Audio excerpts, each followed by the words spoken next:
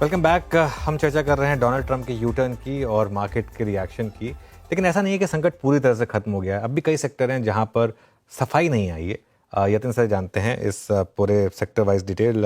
Yatin, good morning, बताइए। Good morning. और देखिए, सबसे खास बात ट्रम्प साहब की ये रही है कि वो अनाउंस पहले कर देते हैं, उसके बाद ऑफिशियल डॉक्यूमेंट्स आते हैं। तो बहुत सारी चीज़ें अभी भी अनक्लियर हैं, खास करके ऑटो सेक्टर पे, क्योंकि ऑटो सेक्टर पे बहुत सारे चेंजेस ट्रम्प साहब ने अलग से किए हैं। तो अलग से अगर कोई रिवीजन आता है तो वो देखने लायक होगा। लेकिन जैसी परिस्थिति अभी बनी हुई है वो हिसाब से ऑटो टैरिफ अभी भी 25% पे बने हुए हैं। खास करके कनाडा और मेक्सिको से जो गाड़ियां यूएस में इंपोर्ट होती हैं उस पर 25% का जो टैरिफ है वो बरकरार रखा गया है।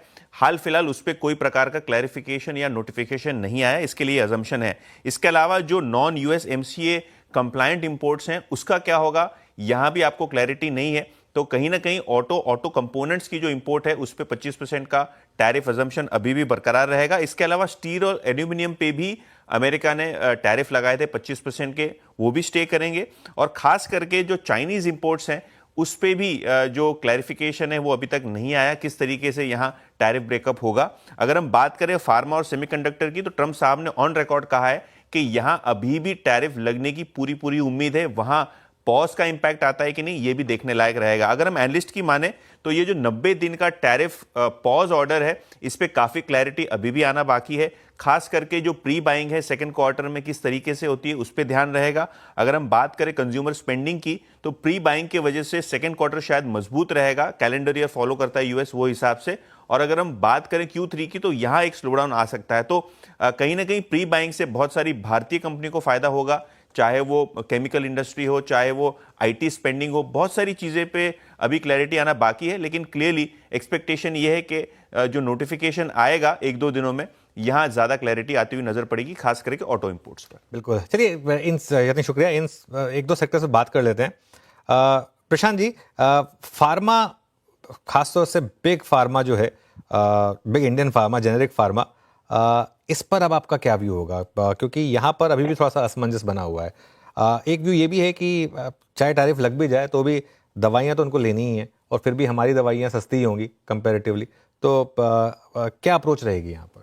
नहीं, बिल्कुल अनुज जी, आई थिंक कि ये एक सेक्टर जो उन्होंने एग्जेम्प्ट किया था पहले टैरिफ से कि उसे स्पेशली अलग से ट्रीट करेंगे, तो वो अभी देखना बाकी है कि क्या उनका प्लान है। मेरे अनुमान से ये जो उन्होंने पहले इस पे अनाउंस नहीं किया और स्पेशली ट्रीट करे गए, वो कई कारण उसके थे। एक तो क्योंकि ये बहुत सेंसिटिव सब्जेक्ट है। ऑलरेडी यूएस में कॉस्ट्स, मेडिकल कॉस्ट्स इंक्लूडिंग जो दवाइयों की ये खर्चे हैं, बहुत ज्यादा है, दुनिया भर में सबसे ज्यादा है।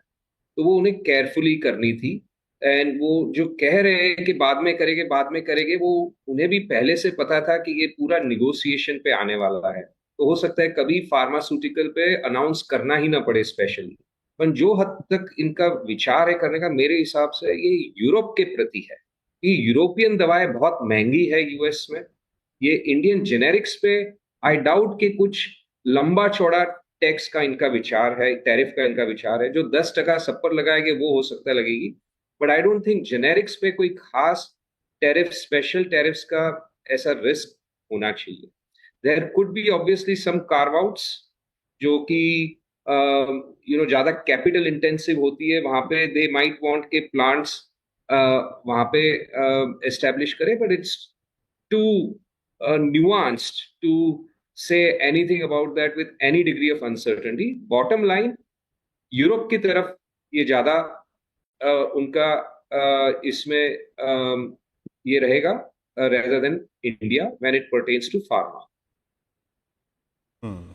अच्छा नीलेश भाई, आपसे एक प्रश्न है। ये मेरे ख्याल से ये प्रश्न मैंने आपसे 2 महीने पहले भी किया था। एक म्यूचुअल फंड इन्वेस्टर इस दौर को कैसे अप्रोच करे? भाई उसकी SIPs होती हैं, जारी रहती हैं, तो उसको एवरेजिंग का बेनिफिट मिलता है। बट 22,000 पे 2 लोज, उसके बाद ये सारे इवेंट्स आए चले गए, फिर मॉनसून पे स्काईमेट की टिप्पणियाँ, रेट कट्स, थोड़ा 22,000 पे ये म्यूचुअल फंड इन्वेस्टर्स को अपने SIPs को थोड़ा सा और एड ऑन करना चाहिए क्या? Is this a range to put a sizable money if you have left any chunk of cash with you? आपको लगता है ये जोन ऐसा? वीरू भाई, हमने तो लोगों को यही कहा है, अपने असेट एलोकेशन धर्म का पालन करिए। जितना रिस्क एपेटाइट है और जितना इन्वेस्टमेंट ऑब्जेक्टिव है, उस हिसाब से निवेश करिए। मार्केट में उतार चढ़ाव आते रहेंगे। हमने कई बार देखा है कि उतार चढ़ाव के बीच में जिन्होंने एसआईपी चालू रखी, उसी का पैसा बनता है। आपने एसआईपी मार्केट के टॉप पे चालू की, मार्केट के बॉटम पे चालू की, उससे कोई फर्क नहीं पड़ता। आपने एसआईपी कितने समय के लिए चालू रखी, उसी से आपके रिटर्न पे फर्क पड़ता है। और इसी चीज को एक दूसरे नजरिए से देखिए। सचिन तेंदुलकर क्रिकेट में भगवान के बराबर है। 15,000 से ज्यादा रन बनाए, 51 से ज्यादा सेंचुरी मारी, बट उनका जो स्ट्राइक रेट था वो 100 बॉल पे 54 रन का था। वो चाहते तो 100 बॉल पे 200 रन बना सकते थे, बट कुछ बॉल छोड़े, किस पे चौके छक्के मारे, एवरेज करते रहे, पिच पे खड़े रहे, तो 15,921 रन बनाए और 51 शतक लगाए। उसके एग्जैक्ट ऑपोजिट है शाहिद अफरीदी। उनका स्ट्राइक रेट 86 का है, 100 बॉल पे 86 रन बनाए, चौके छक्के धुआंधार करे, लेकिन कुल रन कितने बने? कुछ 1700। तो आपको अगर रन ज्यादा बनाना है तो पिच पे खड़ा रहना पड़ेगा, एसआईपी चालू रखनी पड़ेगी, ऊपर में, नीचे में, आजू में, बाजू में, दाएं में, बाएं में समय देना पड़ेगा। और ये एसआईपी चालू बंद करके शायद आपका रिटर्न बनेगा, स्ट्राइक रेट बढ़ेगी, पर टोटल रन नहीं बनेंगे। तो ये डिसाइड कर लीजिए, आपको सचिन तेंदुलकर बनना है या शाहिद अफरीदी बनना है। अनुज, हाँ, नीलेश भाई के उदाहरणों में ना, एग्जाम्पल्स में ये भी एक अच्छा जुड़ गया ना एग्जाम्पल। 54 का स्ट्राइक रेट ठीक है, 86 के चक्कर में करियर भी छोटा होगा और बदनामी भी काफी होगी, है ना? नहीं वो ठीक है, अच्छा उदाहरण था नीलेश भाई। हाँ, लेकिन एक बात बताऊँ, मैं अभी भी मतलब कई बार वो मुल्तान की इनिंग्स वगैरह देख के कई बार लगता तो है कि यार वो प्लेयर था हमारा एक। बस वो मेलबर्न में जो एक वो कैटिस की बॉल पे जो वो दूसरा छक्का मारने की कोशिश की, बस वो मुझे पेन देता है। चलिए, अब चर्चा हो रही थी फार्मा की। जयकुमार जी, आप फार्मा पर काफ़ी बुलिश रहे हैं और आपका व्यू रहा है कि इंडियन फार्मा बहुत अंडरवेट है इस समय, इंडेक्स में काफ़ी रिस्क रिवॉर्ड फेवर में है। लेकिन डोनाल्ड ट्रंप साहब बहुत क्लियरली कह रहे हैं कि अभी तो मैं फार्मा पे टैरिफ लगाऊंगा और ऐसा लगाऊंगा जो नहीं देखा किसी ने। ऐसे में फार्मा को आप कैसे अप्रोच कर रहे हैं? एक तो मैं ये बोलना चाहता हूँ कि ये जो इनके जो शब्द आप दोहरा रहे हैं, ये एक दिन पहले के शब्द हैं। तो this is as good as saying कि ये 10 साल पहले इन्होंने कहा था। एक्चुअली उन्होंने जो कहा था वो भी बिग फार्मा के अगेंस्ट कहा था, और जो जैसे प्रशांत जी ने बोला है, मुझे लगता है कि ये against two sets of players बोला है, big pharma out of Europe and the people from China who are dumping. तो चाइना तो अलग स्टोरी है, वो तो एक बार छोड़ ही देते हैं। बिग फार्मा के विरुद्ध है जो जिनमें the tariff they are imposing. I think EU is the target in this, and ultimately जो मैं आज भी बोलूंगा रोल बैक किया है या स्ट्रेटेजिकली उन्होंने ये टैरिफ निकाले हैं, लेकिन उन्होंने जरूर इस बात का गौर किया है कि जरा mass protest, it is sensitive, inflationary है, और एक जगह जहां जो ऑटो का भी उन्होंने 25% जो बोला है वो शायद उसमें चेंज हो सके, लेकिन फार्मा के बारे में कोई नंबर ही नहीं आया है। And I think this is the single most sensitive thing in the daily sort of worries of the average American. तो ऐसे स्थिति में मुझे लगता है कि जो इनको विन आया है मार्केट से रिकवर्ड अ बिट। मुझे लगता है कि at least as far as generics are concern, I am very bullish, because जो चीज पेटेंटेड प्रोडक्ट्स 100 में बिकती है, अगर $100 बिकती है, जेनेरिक्स आज ही 20 या 25 के बीच में, उसमें 10% आप लगा भी लोगे, 15% लगा लोगे, सारी कंपनियां विल पास दैट ऑन। तो इसमें पब्लिक से आप 20 या 15% या 10% भी आप चार्ज कर लोगे, मतलब इसका किसी का फायदा नहीं है, सिर्फ पब्लिक का घाटा है।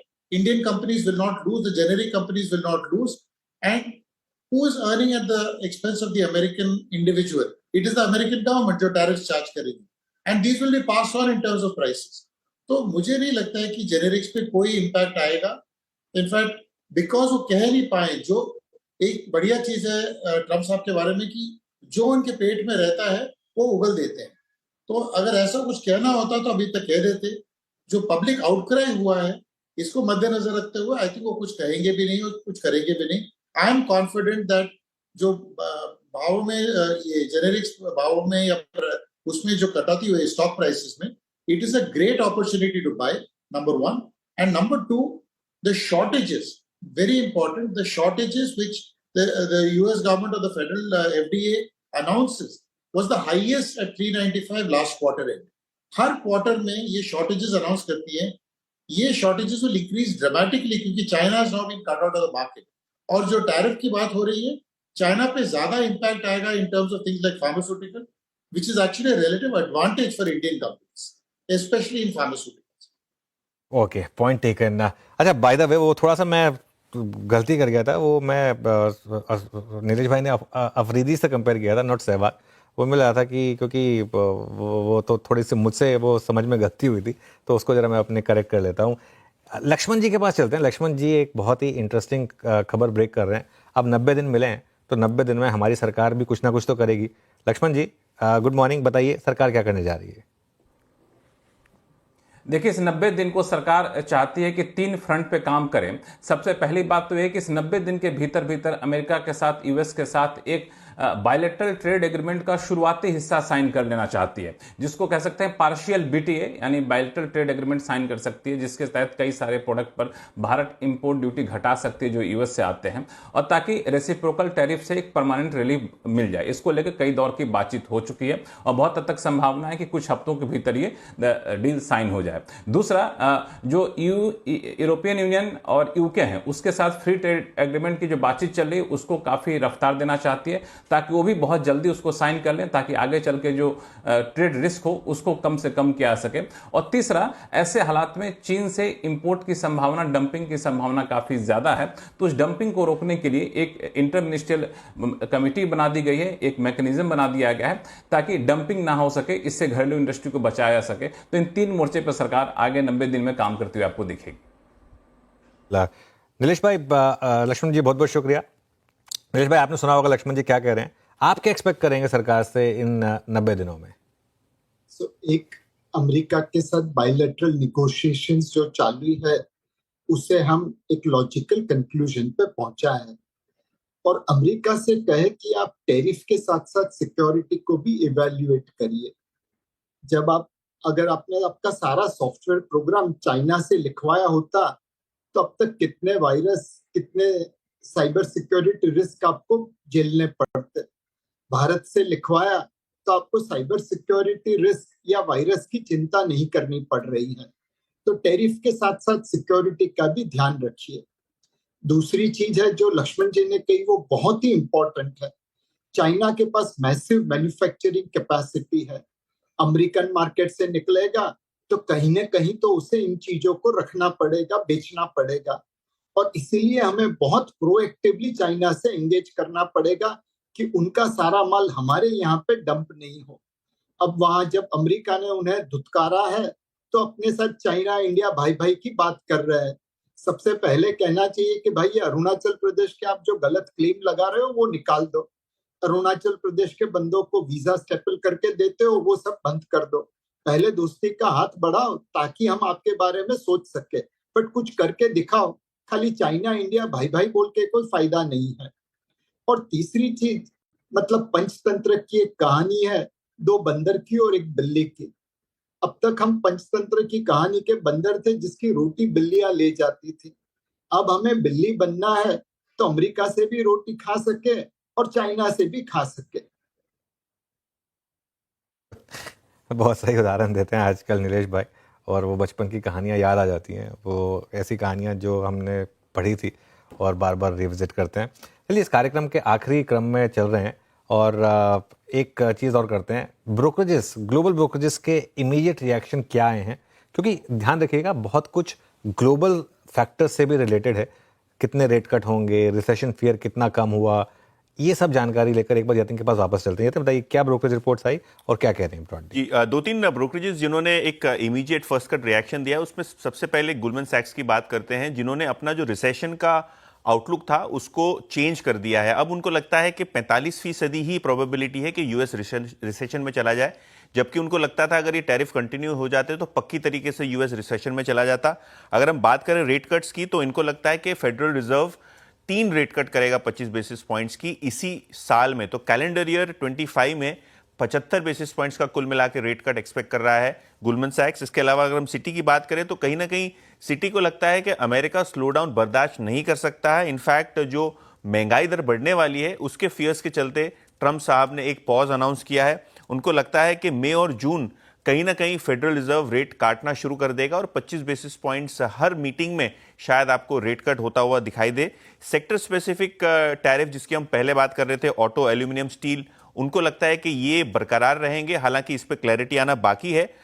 इसके अलावा फार्मा और सेमीकंडक्टर, ये 2 सेक्टर्स है जहां सिटी की निगाहें पैनी तरीके से बनी हुई हैं, क्योंकि उनको लगता है कि बहुत हाई चांस है कि इलेक्ट्रॉनिक मैन्युफैक्चरिंग, सेमीकंडक्टर या दूसरे सेक्टर्स पे ट्रंप साहब स्पेसिफिक टैरिफ्स ला सकते हैं। आखिर में एवरकोर की बात करें तो ये एक रिसर्च फर्म है जिनको लगता है कि 13% यूएस के इंपोर्ट्स इस तरीके से हैं जो चाइना की सप्लाई चेन से जुड़े हुए हैं। तो इनके ऊपर किस तरीके से यूएस रिएक्ट करता है इस पे कहीं ना कहीं नजर बनी रहेगी और उनको लगता है फेडरल रिजर्व रेट कट के साथ क्वांटिटेटिव ईजिंग भी सिलेक्टिवली इनिशिएट कर सकता है। बिल्कुल, ये बहुत इंपॉर्टेंट चीज कही यतिन ने। Jay Kumar ji, at the end of the day कल सबसे बड़ी शॉर्ट कवरिंग लोग एक्सपेक्ट करेंगे मेटल्स में और आईटी में, क्योंकि सबसे ज्यादा शॉर्टिंग वहीं हुई थी। लेकिन इन 2 सेक्टर्स पर अब क्योंकि ये ग्लोबली फेसिंग सेक्टर्स हैं, क्या व्यू होगा आपका? आई थिंक सब कुछ होने के बाद एक सिर्फ 2 रियलिटीज रह जाती हैं कि जिस तरह स्कॉट बेसेंट ने कहा था कि the first number of tariffs they mentioned is the ceiling, it can only go down after that, और कल का नंबर है वो फ्लोर है। तो यानी कि tariffs are now here to stay. 10% पे हम निकल जाएं तो बढ़िया है। To the extent other countries will be slightly higher and we are at 10, we could be benefited. इस माहौल में स्पेशली ओवरसीज और ग्लोबल फेसिंग जो इंडस्ट्रीज है like metals etcetera, we do stand to benefit because the number 1 competitor जो China है, जहाँ dumping वगैरह होता था, जिससे that could be restricted, because I expect a lot of countries now to come in and start putting barriers based on maybe US negotiations through these countries to put certain restrictions on Chinese goods reaching their shores. Because the biggest fear that now the US will have is that China will go through other countries to get the same products to their markets. Because ultimately the US is the consumption capital of the world. And the opportunity that countries like India will have is actually to avoid that happening and shore up the domestic manufacturing in those sectors. So, isko dekhte hue, I think metals will be big beneficiaries. I've talked about pharma already, so us pe chhod deta hu. IT services pe, I'm not still very sure. Mujhe lagta hai ki the ongoing impact of lower cost AI, lower cost development, but the higher spending in the US, in sab cheezon mein thoda moderation aayega US mein. Companies will not continue to spend the way they are. In fact, already one of the things after the tariff is Microsoft has announced $1 billion data center, which they've just cancelled in Ohio. So, जहाँ तक Trump का सवाल था, they were expecting manufacturing to go back into the US. मुझे तो लगता है इतना inefficient country है in terms of at least costs etc. that वहाँ manufacturing लगना बहुत difficult है. In fact, the opportunity may be that in preference to China, more and more multinationals will talk about setting bases in other parts of the world. Whether they happen to be India, I don't know, but India along with others will be in the so that offshoring or outsourcing the move that was there, that may intensify. So these are the few things that I would like to put. अच्छा नीरज भाई, कल का price action FMCG में बहुत strong था। वो action जो 1 फरवरी को बजट के बाद, बड़े टैक्स कट के बाद आया था, वो 4 दिन में कोलैप्स हो गया था। लेकिन इस बार, क्योंकि इस बार की सैलरीज में, डिसबर्समेंट्स में आपको थोड़ा सा टैक्स बेनिफिट नज़र भी आएगा, देन रेट कट्स, देन आपके मॉनसून पर स्काईमेट की टिप्पणी, एफएमसीजी जो कि अभी भी सबसे ओवरसोल्ड स्पेस है, जो अक्टूबर से पेंट शुरू हुआ था, क्या कंसिडर करने का वक्त है? क्या थोड़ी सी कंस्ट्रक्टिव अप्रोच रखनी चाहिए बिजनेस स्पेस पे अब?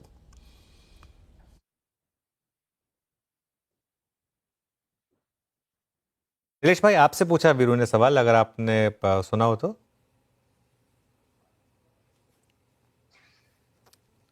ओके, आई थिंक नीलेश भाई आप सुन सकते हैं? इस समय हमारी आवाज?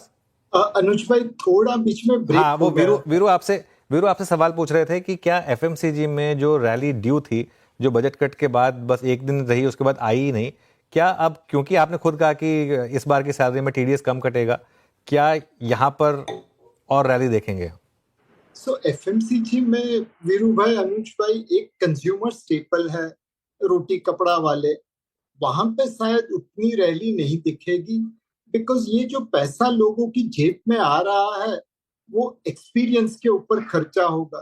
रेलवे से जाने वाले एयरलाइन से ट्रैवल करेंगे, उडुपी होटल में जाने वाले अब अच्छे होटल में जाएंगे, रिश्तेदार के घर पे वेकेशन लेने वाले अब हॉलीडे के लिए डेस्टिनेशन पे जाएंगे, लोग मेडिकल इंश्योरेंस खरीदेंगे, म्यूचुअल फंड की एसआईपी करेंगे, तो ये सारा पैसा खर्चा होगा कंज्यूमर डिस्क्रिशनरी स्पेस के ऊपर।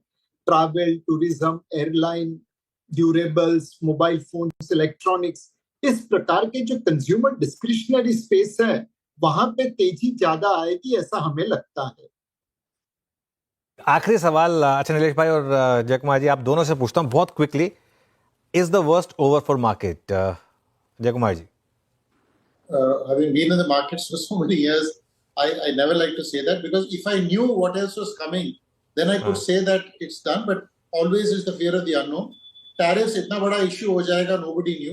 But broadly speaking, I think if the markets have been able to withstand valuation overhang, IPO and other overhang, all sorts of valuation issues and a tariff issue, I think they've seen a lot. So maybe with a fair degree of confidence, I can say that 21.5 to 22, that may have been the worst case scenario. So maybe the worst is over in that sense.